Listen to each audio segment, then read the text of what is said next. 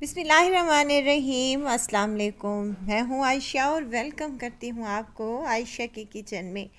आज मैं लाई हूँ सर्दियों के सब्जियों के हवाले से एक टेस्टी सी रेसिपी। सर्दियों में मटर बहुत ही फ्रेश और टेस्टी सी आए हुए होते हैं, तो आज हम आलू मटर से और थोड़े से चिकन से ही ढेर सारे कबाब बनाकर तैयार करेंगे, जो कि आप बनाकर फ्रिज में 4 से 5 दिन के लिए रख सकते हैं।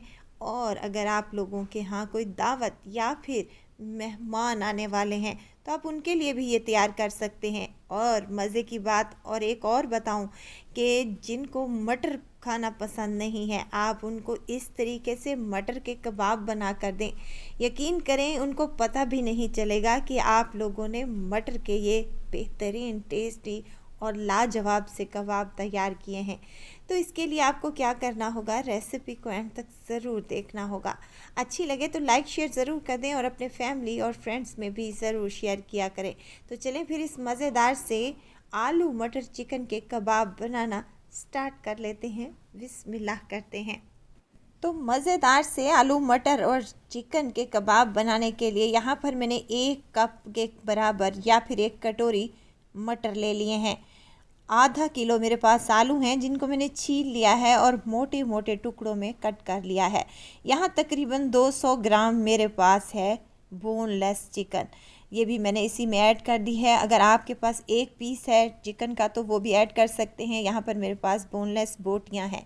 साथ के साथ इसमें 2 कप मैं पानी का शामिल करूँगी। 3 से 4 जवे लहसुन के और 1 चम्मच नमक का शामिल किया है मैंने साथ में। और इसके साथ ही मैंने यह हल्दी का इस्तेमाल करूँगी ताकि कबाबों का कलर बड़ा अच्छा आए। हल्दी डालने के बाद आपने तमाम चीज़ों को मिक्स कर लेना है और मिक्स करने के बाद हमने इसको चूल्हे पर चढ़ा देना है। बॉईल आने के बाद इसको पकने देना है और इसके बाद जब इसका पानी खुश्क हो जाएगा, आलू मटर गल जाएंगे, चिकन भी हमारा अच्छे से टेंडर हो जाएगा, तो हमने क्या करना है, चिकन को निकाल लेना है। पानी खुश्क हो जाए तो हमने आलू मटर को गर्मा गर्म ही मैश कर लेना है। ये काम मैशर की मदद से इजीली हो जाएगा। अगर आपके पास मैशर नहीं है तो आप हाथ की मदद से भी ये इजीली काम कर सकते हैं, लेकिन ये कोशिश करें कि हाथ आप लोगों का जलने ना पाए।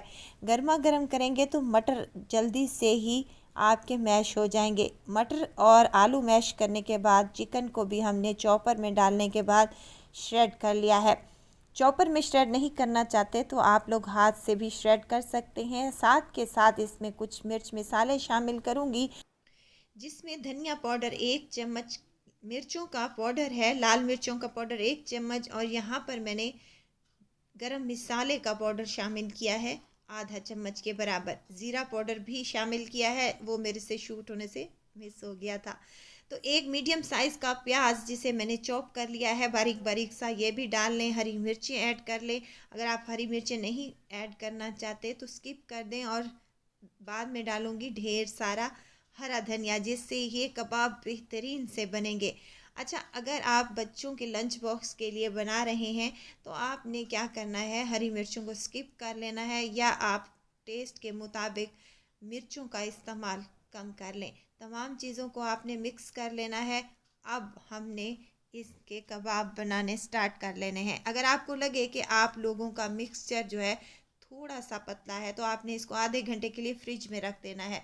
और इसके बाद जो भी साइज़ या फिर जो भी शेप आपको कबाबों की पसंद हो वो आप बनाकर तैयार कर सकते हैं। यहाँ पर मैंने थोड़े लंबाई के रुख में कबाब की शेप दी है, जो कि देखने में भी खूबसूरत लगते हैं, खाने में भी टेस्टी बनते हैं। और इसी तरीके से तमाम कबाब मैं बनाकर तैयार कर लूँगी। वीडियो तो स्टेज पर अगर आप लोगों को ज़रा सी भी अच्छी लग रही हो तो वीडियो को लाइक कर दिया करें और चैनल को सब्सक्राइब भी कर लें। आप लोगों का बेहद शुक्रिया। अच्छा, यहाँ कबाब मैंने तैयार कर लिए हैं। आप एज़ इट इज़ कबाबों को फ्रिज में 4 से 5 दिन के लिए रख सकते हैं। ईज़िली ये कहीं भी नहीं जाते, ख़राब बिल्कुल भी नहीं होंगे। चलें जी, कबाब हमारे रेडी हो चुके हैं। तो अब आती है बारी कोटिंग की और फ्राइंग की। कोटिंग के लिए यहाँ पर मैंने 2 अदद अंडे ले लिए हैं। अच्छा, आप अंडे इसी मिक्सचर में के अंदर भी ऐड कर सकते हैं और फिर दोबारा से आपको कोटिंग करने की भी ज़रूरत नहीं है। चाहे तो कोटिंग कर लें, आपकी मर्ज़ी पे डिपेंड करता है। अच्छा, अंडों में थोड़ा सा डालूँगी नमक और इनको अच्छे तरीके से फेंट लूँगी और उसके बाद एक एक करके हम कबाब फ्राई करना स्टार्ट कर देंगे। पैन में या फिर तवे पर हमने ऑयल को गर्म करने के लिए पहले ही रख दिया था। थोड़े से ऑयल में ढेर सारे कबाब बनकर तैयार हो जाएंगे, क्योंकि ये हमने शैलो फ्राई करने हैं।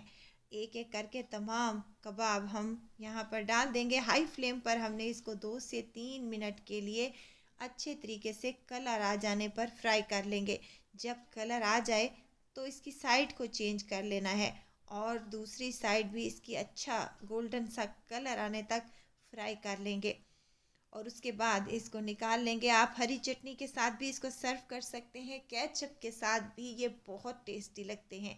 यकीन करें, कोई कह भी नहीं सकता कि आप लोगों ने आलू मटर और चिकन से ये ढेर सारे कबाब बनाकर तैयार कर लिए हैं। 2 प्लेटें मेरी भरी हुई बनी थी कबाबों की, जो कि एक मैंने फ्राई की है और एक मैंने साइड में फ्रिज में रख दी है। इसका इस्तेमाल मैं बाद में करूँगी। अच्छा, दोनों साइडों से जब अच्छा सा गोल्डन सा कलर आ जाए तो आपने कबाबों को निकाल लेना है। सर्व करूँगी इसे मैं केचप के साथ, हरी पुदीने वाली चटनी के साथ, दही वाली चटनी के साथ भी बहुत टेस्टी लगेंगे। यकीन करें, आप इसको दावत में साइड डिश के तौर पर भी रख सकते हैं और आप इसको रोटी चपाती के साथ भी ले सकते हैं। उबले हुए चावल, दाल चावल, या फिर आप इसको पुलाव के साथ भी इंजॉय कर सकते हैं। बहुत ही टेस्टी, बहुत ही मज़ेदार और कम टाइम और कम बजट में बन जाने वाले ये टेस्टी से कबाब बनाएं और अपने बच्चों को इंजॉय करवाएं। यहाँ पर मैं एक कबाब आपको तोड़ के भी दिखाती हूँ कि कितने ये टेस्टी बने हैं, रेशेदार, नरम व मुलायम, मुँह में घुल जाने वाले। तो ज़रूर ट्राई कीजिएगा। दुआओं में मुझे ज़रूर याद रखिएगा। खुश रहें, खुशियाँ बाँटें। इजाज़त चाहती हूँ, फिर आऊँगी इंशाल्लाह एक नई और मज़ेदार सी चटपटी रेसिपी के साथ। आयशा को दीजिए इजाज़त। अपना बहुत सारा ख्याल रखिएगा। दुआओं में मुझे याद रखिएगा। अल्लाह हाफ़िज़।